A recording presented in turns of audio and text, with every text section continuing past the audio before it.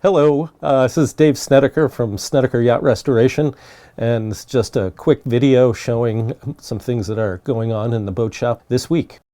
Kind of an overview of Doris with all her deck beams installed.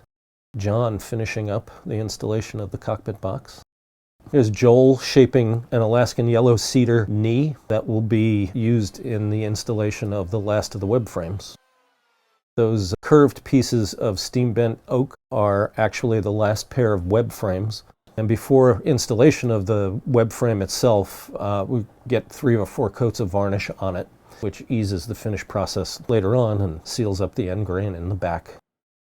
Christian working on cleaning up the varnish on some deck beams that he's just installed. There's a web frame over in the corner of the shot to the left. There's a shot looking forward of the deck beams all in place and our original antique binnacle and steering wheel that were not original equipment on Doris, but they are Herreshoff original equipment and exactly the style and specification for Doris. We're really fortunate to find that at a antique dealers up outside of Boston. So we've put it in place to mock up the ergonomics of how the cockpit works for placement of the steering gear below the cockpit sole. The black disc that it's standing on was part of its display when it was at the antique shop.